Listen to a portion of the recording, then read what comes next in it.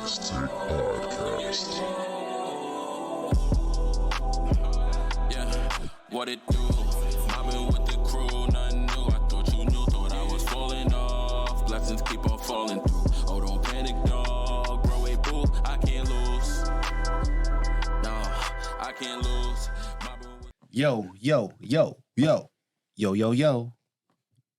Yo. What's good, y'all? I am Josh So Focused. I'm French, the bro host, and we would like to welcome you to the Knicks Take Podcast. This is episode 88. And this is a weekly podcast where we bring you the biggest Knicks news of the week. Make sure to follow us on our socials. You can find us on Facebook, Instagram, TikTok, and Twitter/X by searching for the Knicks Take. Also, make sure you check us out at the website, knickstake.com. And lastly, if you love what you hear, please subscribe to us on whatever platform you're watching or listening to us on. Hit the thumbs up button and the notification bell if you're watching on YouTube. But most importantly, share this with any fellow Knicks fans who might enjoy the show. And now the show. The Knicks Take Podcast.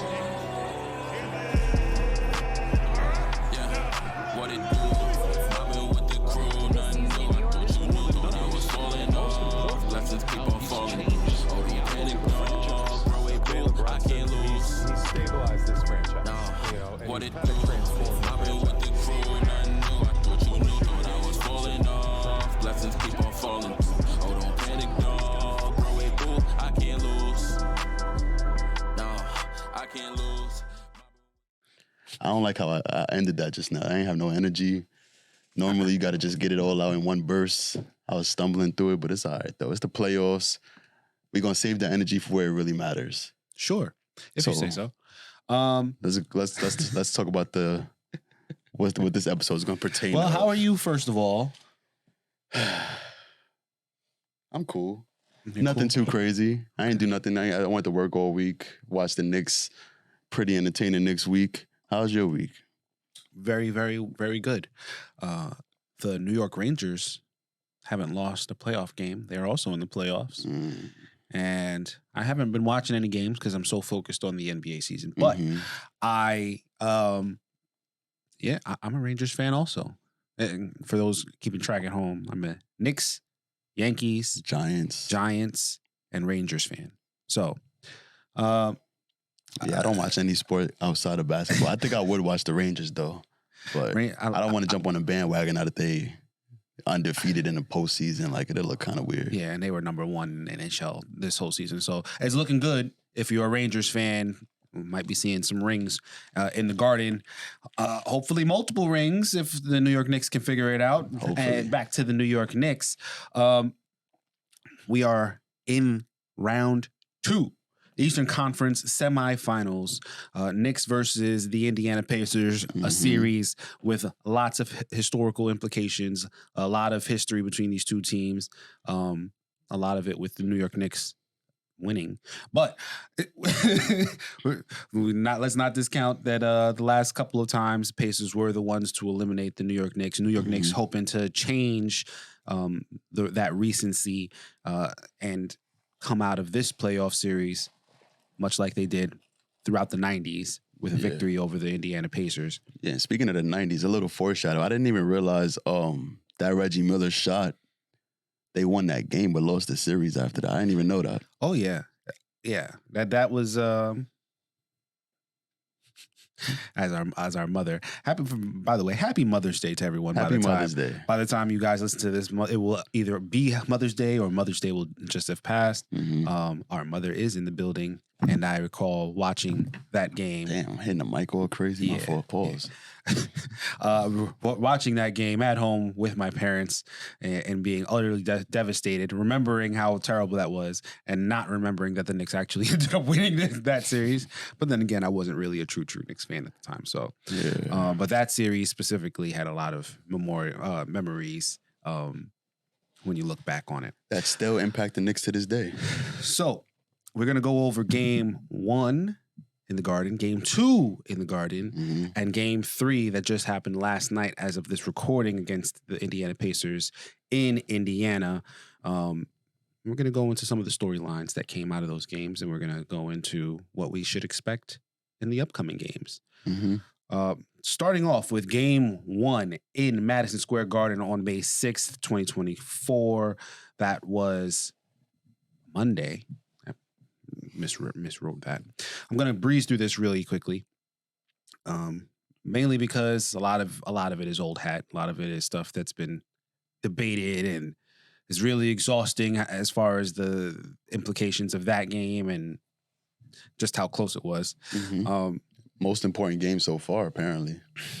According to who you talk to. But anyway, Knicks started off strong, started beating the Pacers in transition and on the fast break. Mm-hmm. Knicks were playing good defense, playing good offense to start the game. Really looked like a lot of people were like, oh, the Knicks don't want to run back and forth with the Pacers. They want to slow it down and they want to do half court and muck it up. And, I saw a lot of conflicting opinions on this, in that the Pacers are actually a really good half-court offense as well as a really good fast break offense as well. One of the best offenses in the league, second only to the Boston Celtics. And Knicks, as I came into this series knowing, Knicks are not scared to run. Knicks are not scared to go back and forth to pick up the pace. They can do that efficiently just as well as they can efficiently score in the half-court. Playing that kind of style does not really hamper the Knicks, specifically when they're healthy, which we'll get into that a little bit later. Second quarter starts, and the Pacers started to take control of the game behind TJ McConnell and Obi Toppin's strong play. We will be hearing their names a lot probably in this episode. Knicks go from being up 8 to down 9 until right before halftime.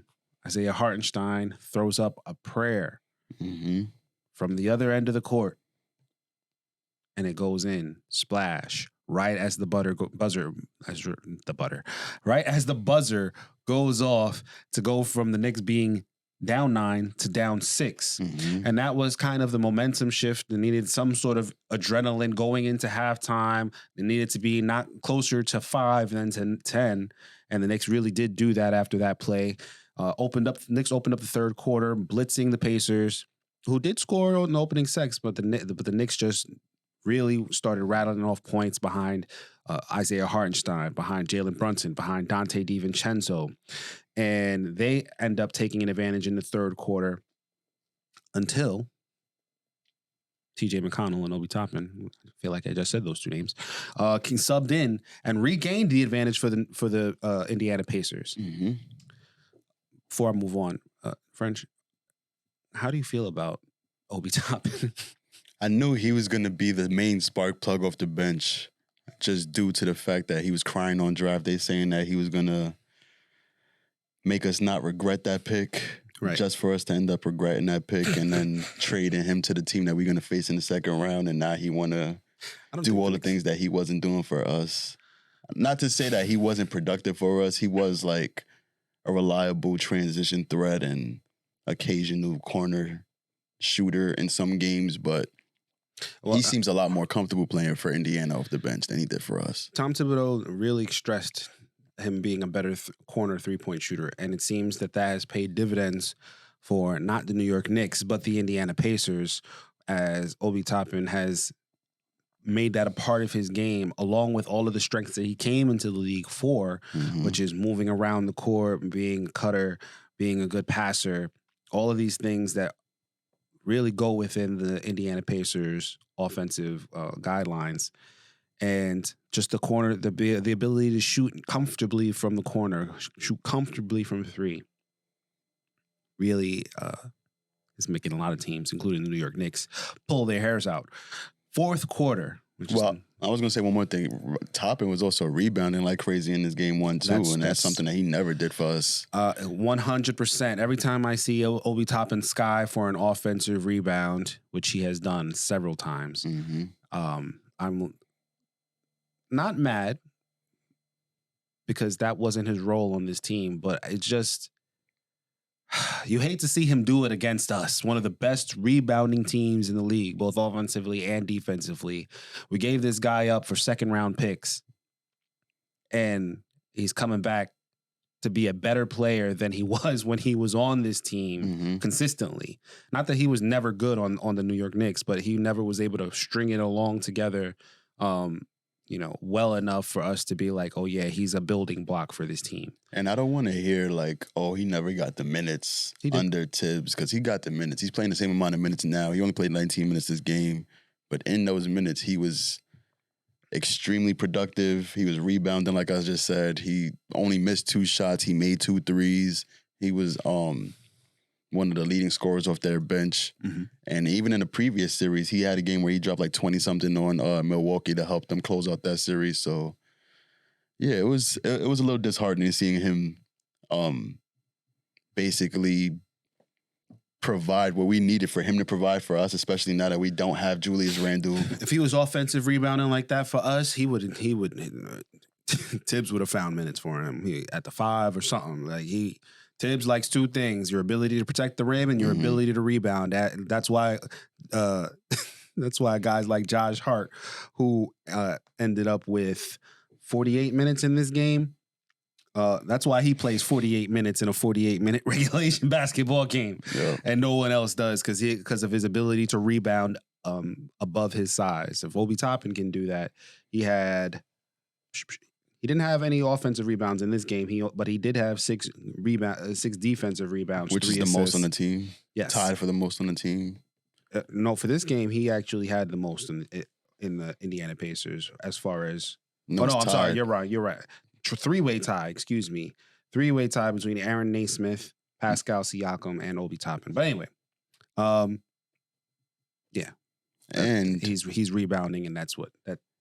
When we picked up Dante DiVincenzo just to drive the point home just a little bit more, remember we was saying he's going to be a better rebounder. Exactly. He's going to be a better rebounder. I think you specifically made that comment. Better shooter, and he's going to be able to provide more of a spark off the bench just for him to end up being our starting 2 guard. But listen, I'm going to say this and move off it, but Dante DiVincenzo has been better for us and is a better fit for us than Obi Toppin was.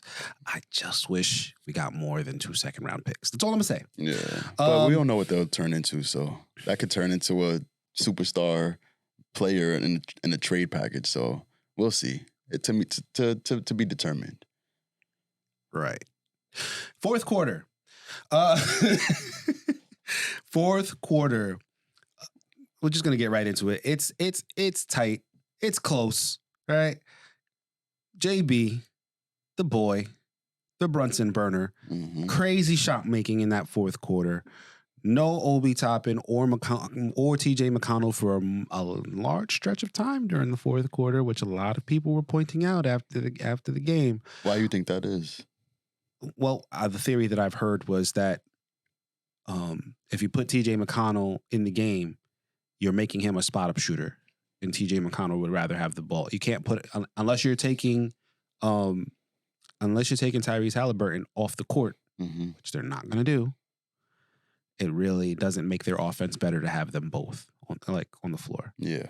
Because it's taking away the effectiveness of one player entirely, basically, offensively. Right. But some people would say maybe Tyrese shouldn't have finished this game because he only finished with 6 field goal attempts. And 6 points. Right. But he had 9 assists. He was setting up his teammates. Yep.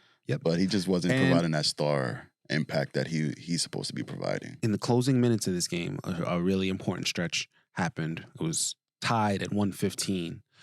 There was a kickball called where Aaron Nesmith. Yeah, Jalen Brunson was trying to dribble the ball. Nesmith. He tried to pass it to Dante. Yes. Nesmith gets his hand on the ball. It was kind of an awkward, like, from the way the camera was angled, you couldn't tell exactly what happened. It looked like it was a kickball just by how he was moving. They showed a different angle, and it was all ball. It was all hand, no feet. It should not have been called a kickball. The Pacers should have gotten the ball and had a fast break opportunity on the other end. And immediately following that kickball, Dante DiVincenzo drains a clutch 3 to put the Knicks up. After they tried to double team Brunson. Right. 118-115.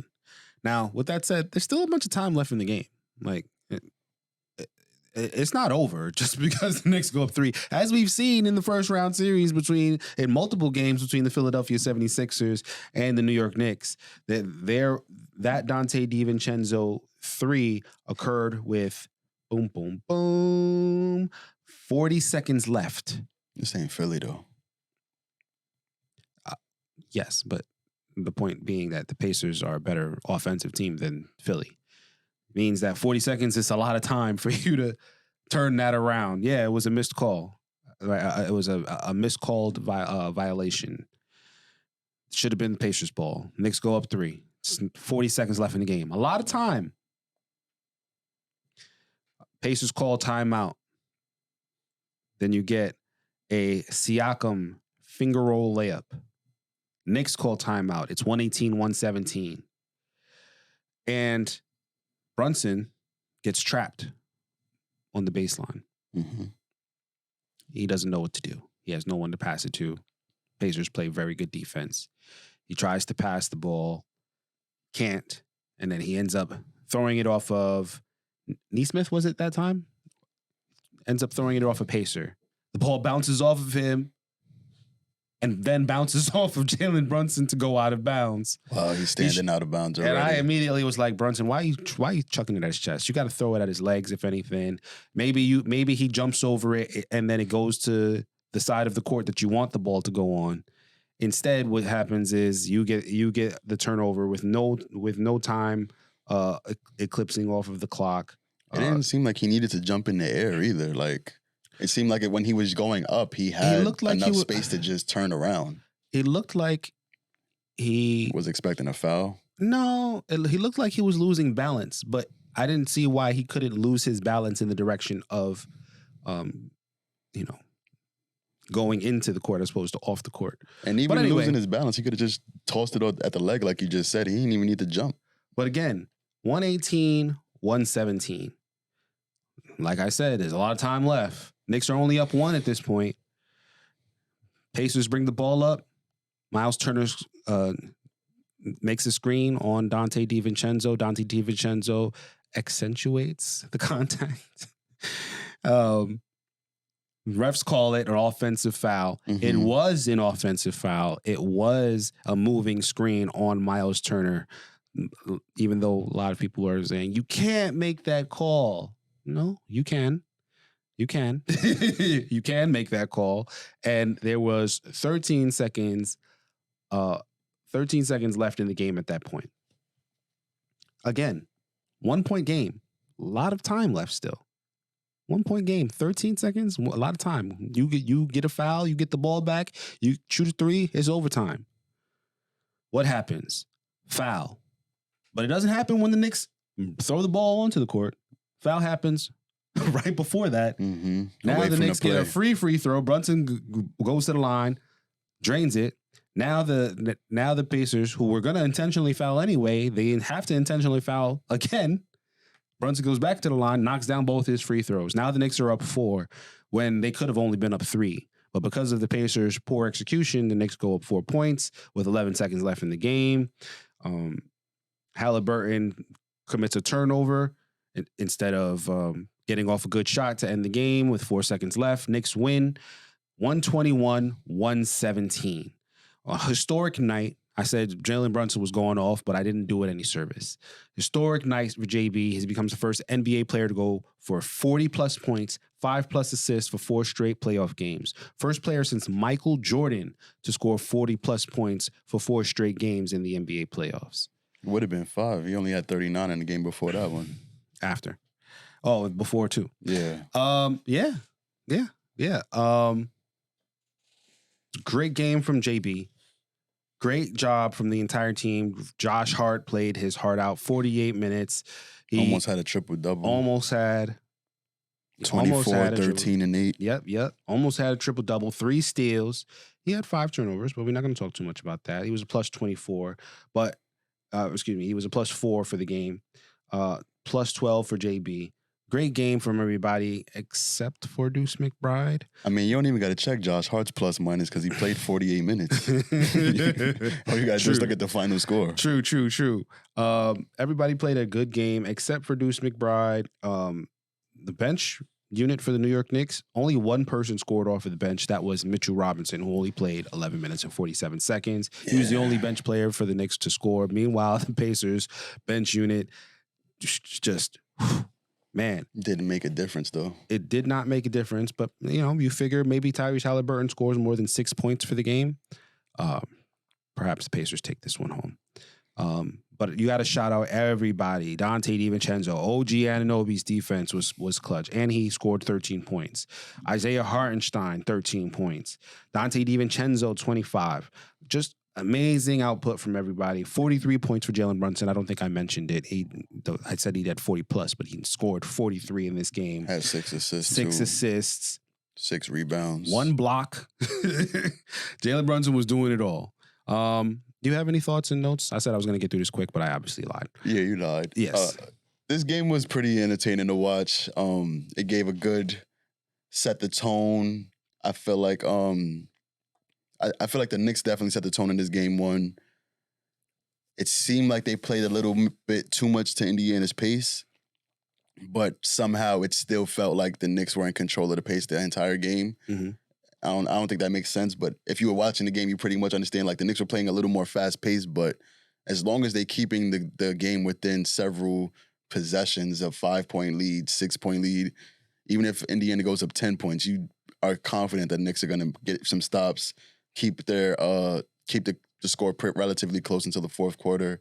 Indiana hasn't really seen a lot of clutch moments because they're such a high scoring team, fast pace. Mm-hmm. They're used to just blowing teams out and or just getting blown out. They're not really in many tight knit, close games where they're forced to see like who can they depend on, and you never really see big moments for Indiana in those types of situations. So anytime it's a close game like this, I always feel like the Knicks are the favored team in those types of instances. So I feel like this game one definitely set the tone. And if every game goes to this pace, I can see that it won't be a long series. But so you called a sweep last week. Yeah. After game one, how were you feeling about the potential sweep? I was thinking before anything that came after it. I was thinking that I wanted to see more bench players step up, and I wanted to see just more guys playing. Like, if we're gonna have Mitchell Robinson and Deuce McBride being the only 2 guys off the bench, mm-hmm. I didn't think that was gonna be a recipe for success. Unless it's just gonna be a blowout, which is obviously not gonna be with Indiana. Mitchell Robinson actually went down, I believe, at some point in this game, and that's why Precious Achiuwa played those 4 minutes. Yes. But he came back. Yeah, he came back, but he's after this game was over, it was announced that he's pretty much done for at least 6 weeks, which is pretty much the rest of the postseason. Yep. So unless we make it to the finals. Yeah, unless we make it to the finals, which is a possibility. They said reevaluated, so that means it's probably not going to happen, even if the Knicks made the finals. Right. So yeah, I was pretty much confident, even though we lost Mitch. What were your thoughts? My thoughts were, I'm scared. Not that I'm scared that we're gonna lose the series, but you're scared for the rest of the postseason. Sort of, because Knicks were already depleted. They already were missing Julius Randle and missing Bojan Bogdanovic. Mm-hmm. We end up playing basically 2 guys. If we don't count those 4 minutes of Pascal Siakam, it's looking like you would only have seen Mitchell Robinson and Deuce McBride coming off the bench for this game. Mm-hmm. And the Knicks squeaked one out. There was that was a little concerning to me. Like if they were able to play 7 guys and then like, all right, nah, there was no chance that you were going to win this, then I'd have been fine. But just seeing like you're going to have to play just as hard as you did against the Philadelphia 76ers to put away this Pacers team, which they will do, in my opinion. But that's not something that you want to do going into the Eastern Conference Finals. So I was a little disheartened. I was like, yeah, we're definitely, if we keep going this way, we're definitely going to lose at least one game. Hopefully we don't lose anybody so that maybe it's just one game as opposed to a potential 6 or 7. And then after I said that, it was announced that Mitchell Robinson was going to be gone. And I was like, oh. But it wasn't we're going to definitely lose more than one game. It was man, I would like to have that body. Well, I was thinking for this series, it might be beneficial for the Knicks for him not to play because he's not going to be able to keep up with a fast tempo like Indiana would be able to. And I feel like Precious fits that seamlessly. I think, I wouldn't say seamlessly. Why not? Precious comes It's faster. Precious is faster. Speed isn't everything. I think Mitchell Robinson's a better defensive player, even if as long as we were in the half court set, which the Knicks can make it a half court set if they rebound the ball properly, which Mitchell Robinson is the best, player on the team for the rebounding purposes. And shot blocking. I don't know if he's the best shot blocker, but he is the best. He is the most likely to make someone uncomfortable with his height, with his heft, with how long his arms are. He has learned that he doesn't need to foul, and he doesn't need to block the shot to make it a good defensive possession. And missing that, okay, yeah, maybe Precious is a little faster. On the possessions where the possessions are not that fast, I would rather have Mitchell Robinson out there. He can cover ground without having to run super fast. But how many possessions would that be with Indiana is what I'm saying. Like, Precious is able to guard up on the pick and roll. I don't think Mitch is able to guard all of Indiana's guards on the pick and roll. All of Indiana's best possessions so far, and at least in game 1, which we'll go into the next few games, which I will hint, it continues. All of their best possessions were in the half court set. It was in the half court set, and occasionally it was off of steals. I understand your point. I do think it's a good point. I don't think that Precious is better for the series than Mitchell Robinson. I think Mitchell Robinson's ability to rebound the basketball is very important against this Indiana Pacers team. I think that the key to beating this Indiana Pacers team, and I've always felt like this, is rebounding the basketball. If you can get offensive rebounds, they can't run off of misses. If you get defensive rebounds, they can't kill you with a second chance point. And those are the two main ways that Indiana likes to score. That's it for my thoughts. Now, let's move on to game 2. So game 2 at Madison Square Garden, Knicks got a 1-0 lead, and I came into this game thinking that they were going to just jump on Indiana's back, try to just set the tone again, let them know that there's not really much of a... It's not as close as they wanted to make it. Yeah, it's not really a contest because the Sixers showed they had more talent than the Knicks, and they just didn't have like the toughness and the grit to match the intensity that the Knicks play with. And in this series, it's even more so that because this is Indiana's first time in the playoffs in a few years. This is Tyrese Halliburton's first playoffs. Pascal Siakam is the most seasoned playoff player on their team, and he's never led a team in the playoffs. He's always been like second, third option.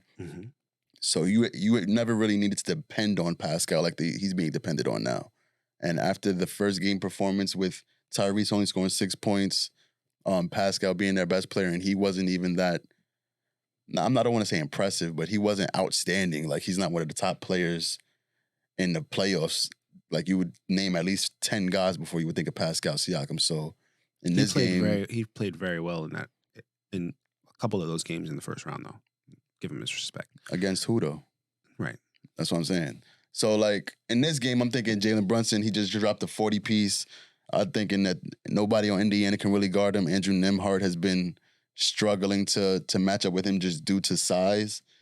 Like, I don't know if they're the same height, but Brunson definitely got at least a good 15 pounds on him, at least. And he's able to just shoot clearly over him, over TJ McConnell. Even dude from Indiana who's damn, I can't. He was on the Boston Celtics. They drafted him, Neesmith. Mm-hmm. Even though he's one of their best defenders, he has strength that can match up better with Brunson. He's longer than the other two guys, but Brunson's footwork is too much for him to keep up with because... You were thinking all this going into game 2? Yeah, because I'm like, if you can't stop Jalen Brunson, what can they do? Right. And there's nobody on their team that you really have to like center your entire defense around like we had to with Embiid and Tyrese Maxey. Okay. Halliburton's a great player, but he's not a superstar. So if you can get 40 from Brunson or at least an efficient performance from Brunson, you can rely on the Villanova guys. I think you're doing a disservice to Tyrese Halliburton. Tyrese Halliburton played in game 1 very passively, and he's been very passive coming into the playoffs. Most of that is because of injury woes and hamstring injury. He has some back issues. Tyrese Halliburton, when playing at his peak, is a superstar. I'm not going that far. He's a really talented player. He's an all-star caliber player. Look at his stats before he got hurt. I saw him play. I saw the in-season tournament. He's a really good player. I'm not calling him a superstar, though, because you have to be able to lead your team to a conference finals or finals, I feel like, in order to be a superstar. And I don't feel like he's that caliber of player. I feel like he's a talented player. He's always either I'm going to score a lot or I'm going to pass a lot. He never combines those two things. Jalen Brunson's a superstar. Nobody on Indiana can stop him. You can stop Tyrese Halliburton from doing one of the main two things that he always does. I feel like we're going to go back to this later. Go ahead. We might. Because he, like you just said, he is capable of having superstar performances like he did in game 2. You cutting me off. Don't rush me now. So a lot of preamble here. Jalen Brunson in the first half of this game. Yep. He leaves early with a foot injury. You couldn't really see what happened. There wasn't really like a play where he went down. And he missed the entire second quarter. During this time period, OG Anunoby is our main offensive threat. He's the main scoring option during this time, and he's going crazy. He's providing an efficient half and keeping the game relatively close, even though we don't have Brunson. And I watched the games on mute, so I didn't really know, especially because it's on TNT. That he was out. I didn't know Brunson was out. I'm like, yo, damn, like it's been giving him 4 a long minutes. breather. Like he played all of the last few games for Philly. He played how many minutes in game 1, and now he's out for 4 or 5 minutes. I'm like, damn, he's gonna come back well rested. And then I see that he actually out with an injury. He didn't play the entire second quarter. Right. My heart racing. The energy in the building looked like it was dying down.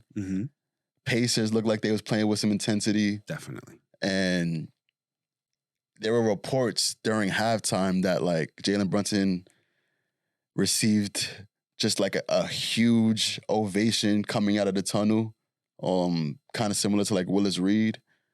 Because during halftime, players come out to shoot around if they're going to play in the second half. And once the crowd saw that he came out, I was like, yeah, giving we're back, it a go. baby. Yeah. No, the players were saying that they heard the crowd from the locker room. Right. And I could just imagine how much energy that provides you coming out into that third quarter. And in that third quarter, Jalen Brunson, he comes out, he starts the half, and the Pacers didn't seem like they were ready to match the energy that the Knicks came out with in that third quarter, and they just ran it up on them in that third quarter. Do you have what the run was? I wasn't able to get it before we were able to record, but they went on a crazy run, and in the fourth quarter, it basically just continued on that same way that Indiana tried to make a run, but the Knicks basically just pulled this game out. They won this game 130-121. Multiple players finished with at least 28 points. OG Anunoby had 28 points before he went down with a hamstring injury on a fast break. That would have gave him 30 points. But he ended up missing the rest of the game after the third quarter, and the Knicks still pulled this one out. Gritty win, very impressive win, I felt like. in this game, our main scoring options were still Jalen Brunson, even though he didn't play in the second quarter. And halfway through the first, he finished the game with 26 points, 6 assists, hit some clutch shots down the stretch, a 3 in Andrew Nemhart's face. Dante DiVincenzo had 35. Oh, no, I'm looking at game 3, my fault. But Dante hit that clutch 3 in game 1, came out in this game. Fired away, hit 6 threes. He had 28 points. Like I said, OG had 28 points, 10 for 19 from the field, hit 4 threes. Our bench, it was only Miles McBride and Precious Achiuwa, but we got to see 40 seconds from big name Burks. I gotta give him a nickname because he's starting to get some playoff burn this time around. So we're gonna see him a lot going forward now that Mitchell Robinson is out and Boyan's out. So now it's looking like we're gonna have to count on Burks, even though he only played 1 minute this game. What was your main takeaways when you saw how this game went? OG Anunoby came out amazing. Mm-hmm. I don't think he really touched on how much he scored in the first half, especially after Jalen Brunson went down. Everything. I mean, you did touch on it, but OG Anunoby really took over. He didn't take over because the Knicks were still down. He took over for the Knicks. But as far as the Knicks were looking for some semblance of offense, somebody that they could go to, somebody that they could go to and do something, outside of, surprise Dante DiVincenzo threes.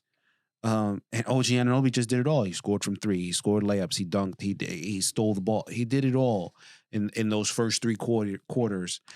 And then that layup that he tried to attempt and pulled his hammy. Yeah, in the third quarter, it's just like, oh God, please don't let it be something super serious that leaves him out for the whole season. We already down Mitch.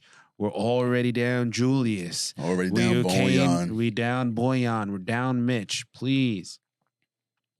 And he got back up. He did walk off the court, but they reported he was done for the game. And I was like, man, I hope we can pull this one out. I really hope we do. And the Knicks did. They were able to pull it out. Funnily enough, Rick Carlisle of the Indiana Pacers, is their head coach, got tossed from this game and was really irate because they called a foul correctly. Because they were overturned a call with no challenge. That's what it really came down to, because they were still salty about that kickball in game 1. Mm-hmm. But I feel like the biggest difference was the referee saw the play in the second game and told the other ref that the play was wrong. In the first game, they didn't see that it wasn't a kickball. And the Pacers they would have had to review it. And the Pacers after the game were like, oh, if they can overturn and review this call, why couldn't they do that in game 1? Because nobody saw it in real time, and they weren't going to stop the game to make sure that it was not a kickball. They're not going to do that. But if multiple refs have the same angle and one of them sees something differently, which was the Isaiah Hartenstein. Was it the Isaiah Hartenstein double dribble that they overturned? Mm-hmm. Yeah, the dude's dribbling with one hand the entire time. Now, if everybody's looking at the same guy and they can see he didn't double, and 2 of them see that he didn't double dribble, they can overturn that call. If nobody sees it, they won't. They won't look at it. Nothing. Right. They didn't look at it. They didn't look in the camera. They didn't at the video. They had a disagreement. Disagreements caused overturns. Then afterward, Rick Carlisle was like, oh, they're getting such an advantage. Small market teams, they should be treated just as well as big market teams. And it's like, bro, y'all lost because you weren't as good as the Knicks in this game. If you wanted to cry, game 1, understandable, right? You want to cry about, because that was a closer game than this one. This game you were gonna lose, even if you don't overturn that, even if you keep it as a double dribble. The Knicks were gonna win that game because they out hustled you, they out rebounded you, and that was the story. And they could have still won game 1 after that kickball too. Like, right? They just They could have relying on these took it referees. into overtime. If they don't make stupid decisions at the end of the game, they have a legitimate opportunity to send it into overtime, and they did it. So outside of the whole thing with OG and me just wondering what are the Knicks going to do for Game 3, a lot of crying from Rick Carlisle and Pacers fans, which seems to be a theme in these playoffs when it comes to the New York Knicks, who has not seen this level of success since the 90s. That they've had the same amount of success that they've seen in the past 2 years. If you want to go 4 years, sure. There was a bad season in there. They weren't rigging things for the Knicks when there was a bad season for the Knicks. It didn't benefit the Knicks in any way to where they could get the best player in the league. It didn't benefit the Knicks in that, the Knicks had to create this situation. They had to make the moves, the free agent signings, the trades. They had to do everything, and there was no unfair advantage in any of that. Now you want to say that the league is telling the refs to call for to major markets when outside of the Boston Celtics, what major market is still in the playoffs? It's always just something to complain about. But before we even move on to this next game, there's something else that happened. What's that? That's worth talking about, because remember we were talking about Reggie Miller earlier in the podcast. They flew him out for this game. Yeah, he was calling this game for TNT, which had probably a good big reason why you had it on mute. And yeah, no, for sure. And before the game, he was talking about how he owns the building. He has no reason to be scared to come to this building. He was just talking real crazy in the pregame. So in the fourth quarter, when the Knicks had this game pretty much put away, the crowd started chanting, "Fuck Reggie Miller." And then Josh Hart comes over and said, "Hey, Reggie, I don't know if you heard that, but I think the crowd is saying fuck you on live television." Caught on the mic. Into the mic.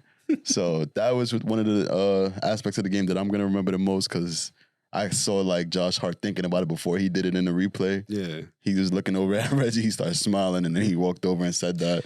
And the camera caught him while he was doing it. It was just one of the best moments of the playoffs so far to me. That man is a national treasure. Yeah, he's going to get a statue. Oh, yeah. I came into the season not knowing how to feel about Josh Hart. Was able to meet Josh Hart a little bit at the Rucker Park. Got him to sign something for me. If I ever get an opportunity like that again, I'm definitely going to try and chop it up with him. Game 3 happened last night, May 10th. At Gainbridge Fieldhouse in Indiana. Knicks are missing OG Anunoby, Mitchell Robinson, Julius Randle, Bojan Bogdanovic, John Starks, Patrick Ewing, everybody. Latrell Sprewell, they're missing everybody. Mm-hmm. They got 4 players in a 5-man rotation.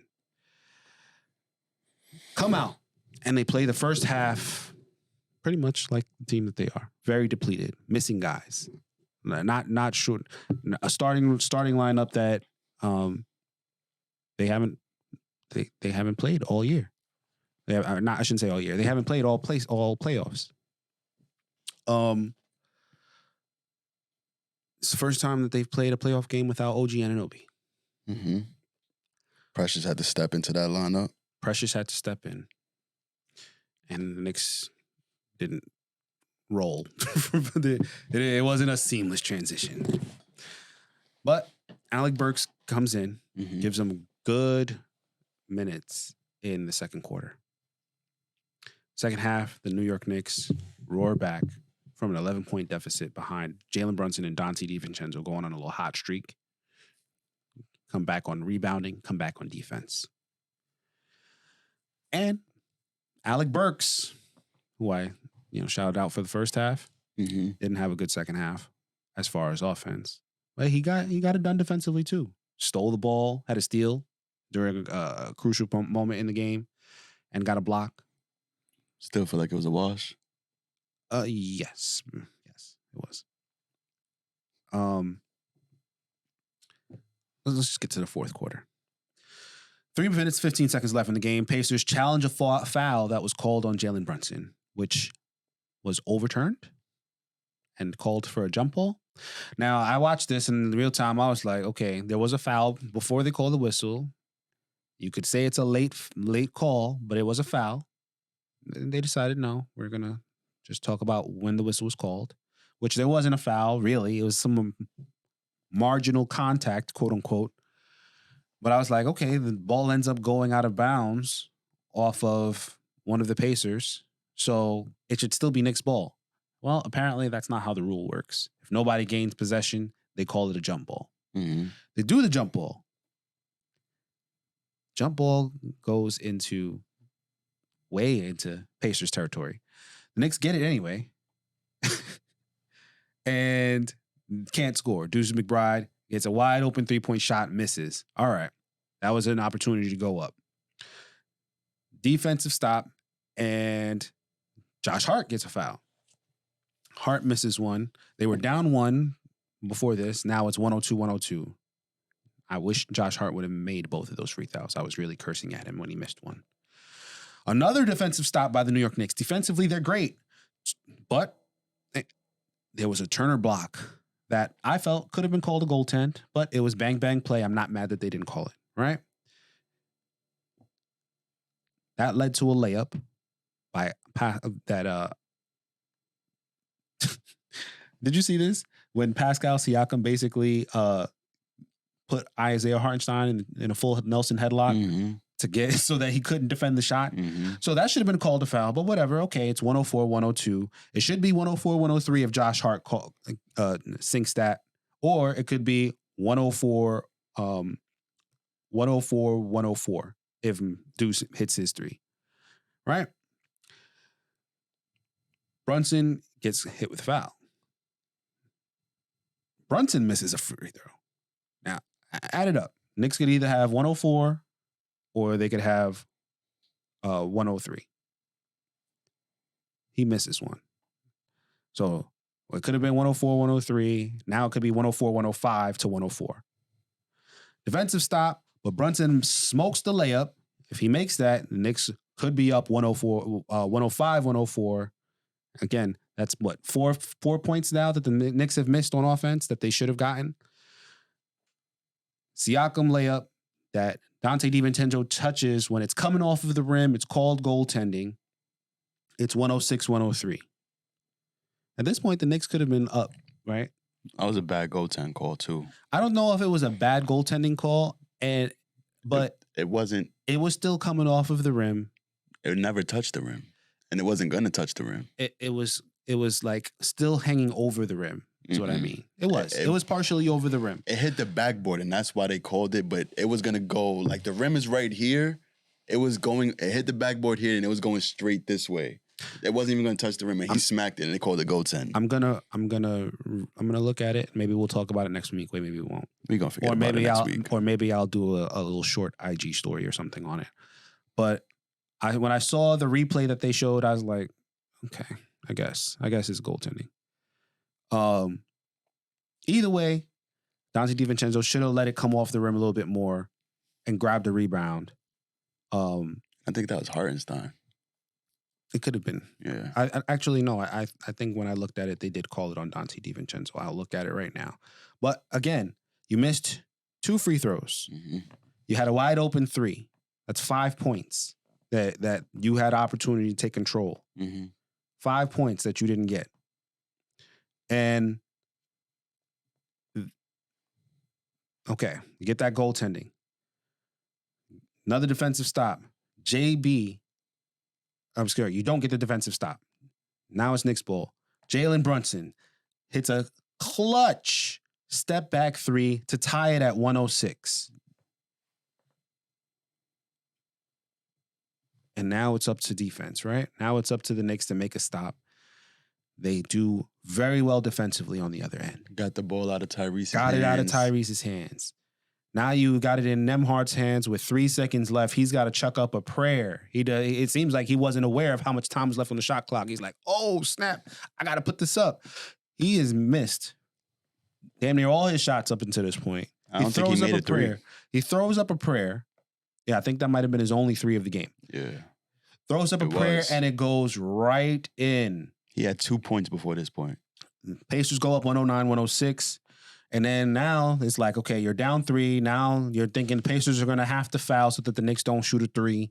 But they play their defense on that play was very good. You got to give credit to them. Their defense was very good. They surrounded Brunson without really fouling him until they do. I believe Nembhard is the one who smacks Jalen Brunson on the arm. Jalen Brunson feels it, and then he awkwardly throws up a shot. That wasn't going to be an and one anyway. Right. It wouldn't have been and one. They would have called the shot, before the act of shooting. It would have been 2 free throws if they call it. You have to throw up a shot attempt than that. If they block it, whatever. But what he threw up, there was no possibility it was going to go in. No Knicks were in the vicinity of the rim to grab a rebound. And we had no timeouts. The Pacers do what they have to do, grab the rebound, they hit their free throws. Knicks lose 111-106 for a series lead of 2-1. After the game, I looked back through it. Miles Turner entered the fourth quarter with 3 offensive rebounds. He finished the game with 6. He had some of the most backbreaking offensive rebounds in that quarter for the against the New York Knicks. I thought Dante DiVincenzo, who had the same amount of shot attempts as Jalen Brunson, I thought that he deserved to get more shot attempts up. I understand Jalen Brunson's our guy, but you have to understand that with him being our guy and being hurt, and he looked hurt, like his shots were short, his shots were not going in. Yeah, he had that clutch 3, but I thought Dante DiVincenzo should have had more looks going down the stretch than Jalen Brunson did. He was more efficient. Jalen Brunson had he wasn't efficient in the first half, and he was less efficient in the second half. He was turning over the ball. It was a 5 turnover game for Brunson. And the last thought I thought was, Deuce McBride, who I was really hyping up. I said last week I thought that maybe I was starting to think maybe he should start over Dante DiVincenzo. And this entire series has made me look very foolish for saying that, because not that he's been bad, but the games that that game 1 he had in Philly, we haven't seen that Miles McBride. The shooting hasn't been there for the most part. He was 2 for 5 in this game, which isn't terrible. From 3. But that last 3 that Deuce McBride changes the entire game, how I view his entire game from yesterday. Mm-hmm. If he makes that from 3, excuse me, he was 3 for 8 from the field, which is terrible.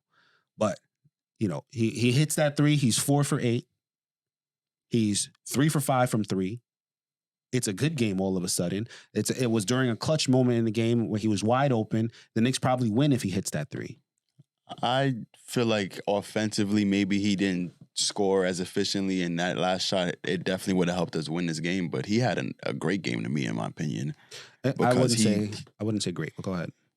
I didn't think it was bad. I'm saying he had a great game because he had the highest plus minus on the team. He was guarding. Yes, he did.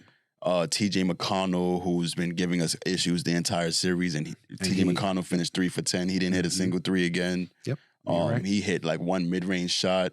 He was also matched up with the other guy off the bench, Shepard, who's been knocking down 3s all postseason long at a incredible efficiently rate. This game, he only finished 1 for 5, finished with 2 points. And he also had some minutes against the starting guards as well. And I just felt like we don't look for Deuce to be a guy that you give the ball to in the clutch. You expect him to just knock down open 3s throughout the game. And hopefully some in the fourth quarter, he's knocked down some really huge shots this year so far. In the clutch, he hit a clutch 3 against Cleveland. When we didn't have Brunson that one time, he played the whole 48-minute game when Brunson went down against Cleveland in Cleveland.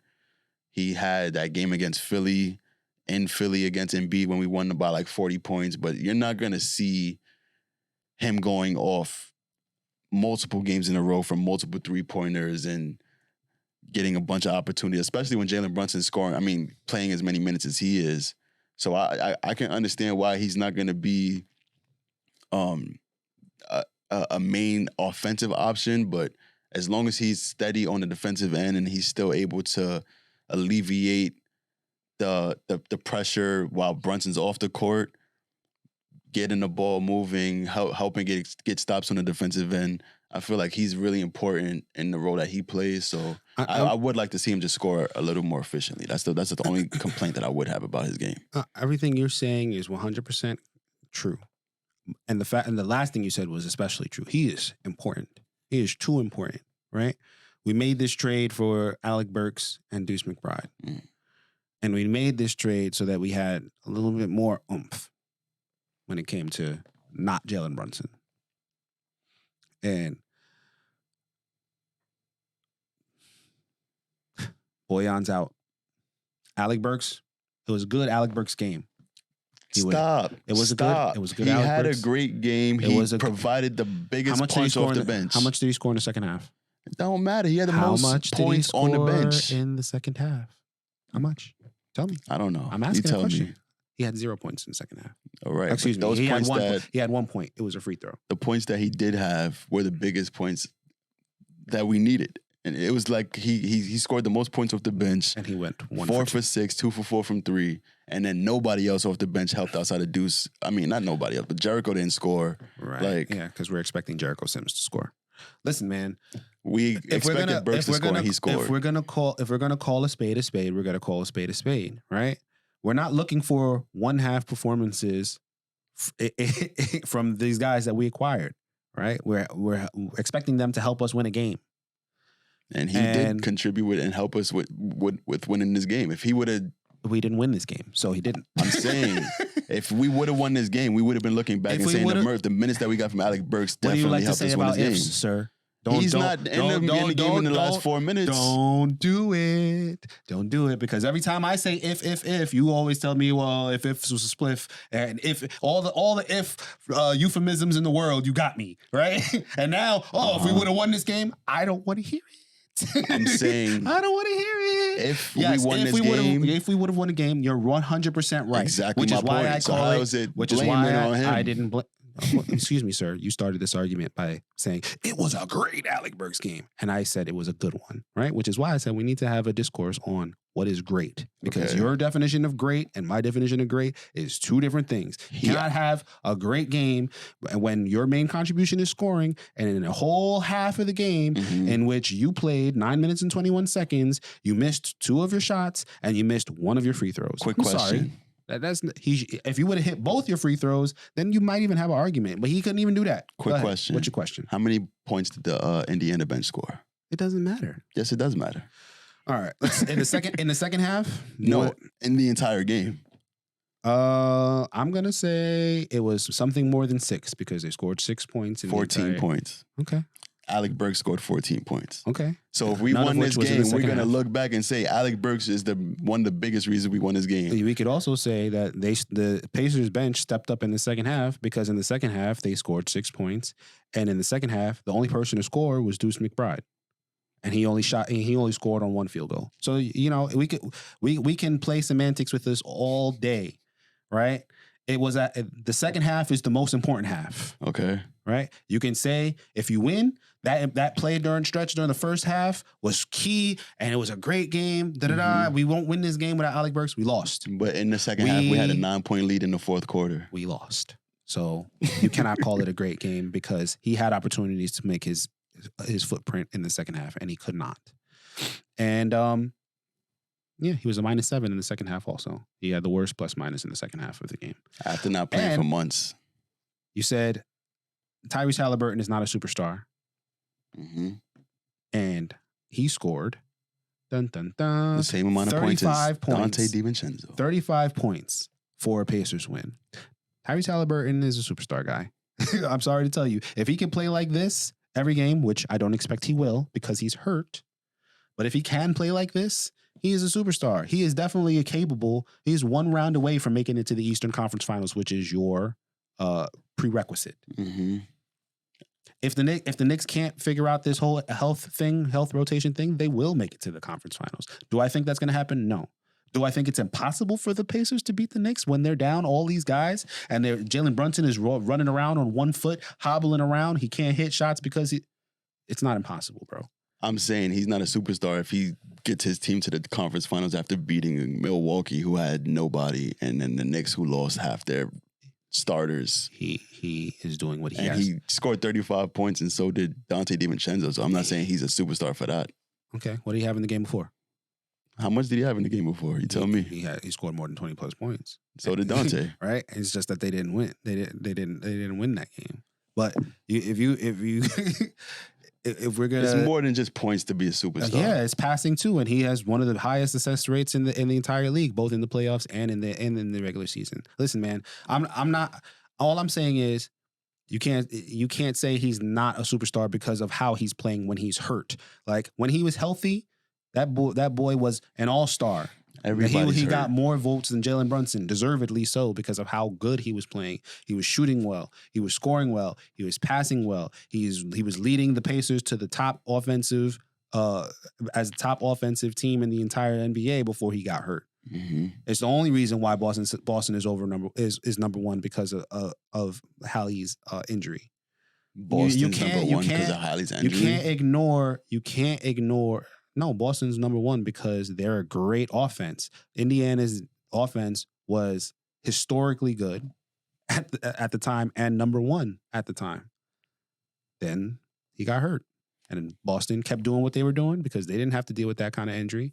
Everybody's hurt right now. I don't want to hear about hurt. Well, Embiid was hurt and dropped 50 in the first round. Brunson's hurt, dropped 40 in I'm game not talking one. about the playoffs. I'm just talking about what a healthy Halliburton looks like. A healthy Halliburton looks like a superstar. If you want to court you healthy. Point blank, period. If you want to point to games where he was healthy and okay, you do that. But don't be like, oh, he's not a superstar because blah blah blah. He's not playing great. Embiid wasn't playing great either when he was hurt. And he's playing hurt still. And he's putting up 30 plus and 20 plus points. Embiid was still playing like a superstar. I've said if you on the court, you're healthy. And especially during the playoffs. And Halliburton is playing like one too. All right, let's close it out with the upcoming games. Starting off with game 4 at Indiana's arena, Gamebridge Fieldhouse. Mm-hmm. I believe the Knicks are going to take this one. Indiana was playing a little desperate in the first half, but it's going to take another Hail Mary shot, another huge desperation game from Tyrese Halliburton, because he seemed like he was just not trying to go down 3-0. Like he was playing like he was desperate. I didn't see that same desperation from his teammates. And that's the biggest reason why I think they're going to lose this next game at home. It's an early game, 3:30, after they just played last night. And I don't know if they're conditioned to play games like this back-to-back. I know the Knicks are definitely conditioned to do it because that's all they've done all year long. There's only been a few blowouts all year. Most of the games for the Knicks have been down to the wire, just like how this whole series has been. That's what gives me the most confidence moving forward. I think the experience that's on the Knicks side, I think the fact that they're not afraid of the moment, the fact that they're a better road team than they are a home team historically, I think they should have won game 3. They know that they should have won game 3. I agree. And they're going to come out and try to just put their foot on their neck early. And early game, I think they're going to definitely just win this game so that they can finish the series out Tuesday night at home. Until I saw this video coming in to record today, I was like, I don't know if the Knicks can do it. And then I saw the post game. I didn't even see the whole press conference. I just seen how Halliburton exited the press conference. Did you see that video? Mm-mm. Halliburton went to the. We didn't even mention his injury. Well, he got back spasms. No. He hurt his ankle on that fast break against Josh Hart. Yeah, but he rolled his ankle. He couldn't even walk. He did. Well, I don't know if that was why he was.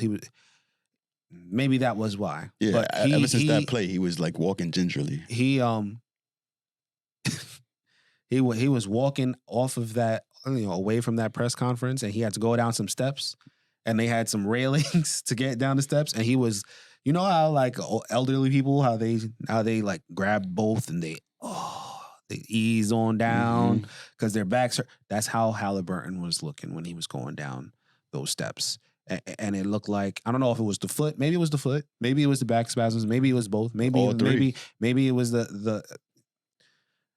If he's looking like that coming into game 4 tomorrow, Early 3:30 start. And TJ McConnell has another game like he did in game 3. He was lit us up in games 1 and 2. Like you said, Deuce McBride did his job against TJ McConnell in game 3.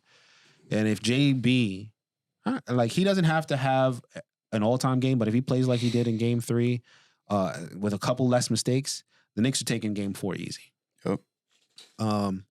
Game 5, Madison Square Garden, May 14th, 8 p.m. Knicks are going to play the Pacers. And man, it's hard for me to say that they're going to close it out if they win game 4. Wow. They're going to close it out in game 5. Why is it hard for me to say that? It's hard for me to say that because just of how depleted the Knicks are. And I think that game 3 really should have been the game that they took. It's going to be hard for them to take 2 straight games with the guys that they have on the court. Deuce McBride, I want to see another good Deuce McBride game like he had in game 1 against the Sixers. Dante DiVincenzo, he's going to score 20+ points. We already know that. We got no OG. Besides those 2 guys, besides Deuce, besides DDV, Josh Hart has to step up as he has all playoffs. Yeah, he's been our most consistent player, I feel like. The longer he does it, the more I feel like he's due for a bad game. And I don't like to feel like that, but just from what he's shown us consistently, these are things, even throughout this season, he'll get the rebounds, get the assists, get the points, He's due for a game where he's just not himself. Why? And hopefully we don't see that in the playoffs. But the longer he goes with it, the more I'm like, damn, he's due for a bad game at some point. He's due for one of those games where it's just like, listen, it is what it is. You have to deal with that from Josh Hart. When's the last time we've had a game like that from Josh Hart, though? In the regular season, we've had a few of them. I can't remember the last one. Playoffs is a shorter thing. So the fact that he's been consistent through the playoffs is good. But we've seen it. We've seen it in the regular season. We saw it in the regular season last year. We saw it in the playoffs last year. I remember seeing it to start the season, but I feel like Josh Hart is just playing how Josh Hart plays, and the fact that he's just playing more minutes is just. I'm gonna call it. Listen, I'm gonna call it for the Knicks, but I'm just making all of my fears known. Okay. I fear a bad Josh Hart game at some point in the playoffs, and I just hope it's not game 5. Jalen Brunson didn't look good in game 3. I think the Knicks can win it if he looks the same way in game 4. I don't think they can do it 2 straight games if he's looking that bad. So hopefully he heals up. The Knicks is here for the moment, I feel like. So you're calling the closeout? Yeah, like the stuff that we saw in the regular season from guys having performances that just aren't good, I don't see that happening in the playoffs because every game just means so much. We haven't been shortchanged on effort since the playoffs have started by any of the players. I think they've been treating every single game like a closeout. And as long as they continue to play like that, it's hard for me to pick against them, against any team. So I hear you. They were supposed to win that last game. It came down to a Hail Mary, and then they had to play the foul game after that. I don't think they're gonna play with their food in game 4 or game 5. Well, to be fair, in that last game, yes, it did come to a Hail Mary. Even if they missed it and they start playing the foul game, the Knicks were missing free throws. I didn't trust them to win that game. Yeah.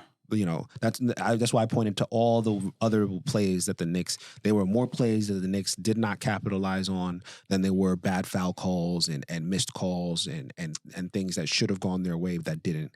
There were more things that the Knicks could have done to execute, being wide open and missing shots, missing layups, missing free throws. Those were bigger contributors to the loss. And if you talk about the foul game at the end of the game, Brunson missed one, Josh Hart missed, the Pacers still likely would have won the game if we're just talking about foul shots instead of a prayer 3. If those are the 2 guys that we got to look back at and be like, oh, that's the reason we lost, I'm sure that they're looking at it like that as well. Absolutely. And they're going to come out laser focused for the next 2 games just to close the series out because they already got the 2 wins. And even though they're depleted, they know that they need the time to rest before this next series. So they're going to come out guns blazing. Yeah. One thing I did want to say before we get up out of here. I never gave you credit. You never do. Completely off the Knicks. The Timberwolves are like my second favorite team right now. Well, hey. I tried to tell you several times, actually. And you don't hooping. have to give me credit. I was just I was looking at it and I was like, I'm hearing things. Mm-hmm. Everything that I'm seeing from them appears to be true. Mm-hmm. And I don't see how that's going to fall off. They have guys on the team that have playoff experience. And they have guys who are coming up who are going to be superstars. And they got the defensive. They got the big man, which the past few years in the playoffs and the finals, that you need the big man who can do things offensively, as well as you need the guy who can do things defensively. And they got the big guy who can do things defensively. They got the big guy who can do things offensively. They got the wing who can do things defensively and guard multiple positions. And they got the superstar who, that's 4 things that check the list. Yeah. And I said, if they playing good defensively and they're winning games and they in line for that top 3 seed, listen, they're a title contender to me. Yeah. So, it's an I analysis. shortchanged them early in the year just because I didn't definitely think they would stay healthy. I thought Mike Conley wasn't going to be healthy. I feel like he was like the biggest component to their team. But now it looked like they might come out the West. They swept. Is he the biggest Phoenix component to their team? I would say Anthony Edwards. Well, he's the best player for sure. But I'm talking about, I feel like to be an elite team, to be a championship level team, you need that point guard who's going to be able to set the table for everybody. And you need Yes, this is true. a superstar like That's Anthony number 5. Edwards is. I think the other 4 things I mentioned though were the more important. Like That's not true because Kevin Durant, Bradley Beal, and all of them are on the team together, and they got swept. They got superstars on their team. Who was the defensive wing on that team? Who's the offensive big man that is like top 3 offensive big man? So what about Philly? Who's the top 3 defensive big man on that team? What about Philly? Philly had a hurt Joel Embiid. I heard Joel Embiid is a superstar. And they didn't have the wing who can guard multiple positions. They Kelly had, Oubre. No. We talking Jaden McDaniels and OG Anunoby. Kelly Oubre is not anywhere in that hemisphere, sir. Oh yeah, he's not like them. No, that's what I'm talking about though. If you have a guy like that, you need a guy like that. Anyway, Game 6, May 17th, if necessary. Let's sign out, French. We'd like to bid you adieu. Thank you. Damn, why I keep hitting the mic? Should I just say it over? Nah, right? We'd like to thank you for listening to the Knicks Take Podcast. Peace out, y'all. The Knicks Take Podcast. Yeah, what it do? Mobbing with the crew, nothing new. I thought you knew, thought I was falling off. Blessings keep on falling through. Oh, don't panic, dog. Bro, boo, I can't lose. No, I can't lose.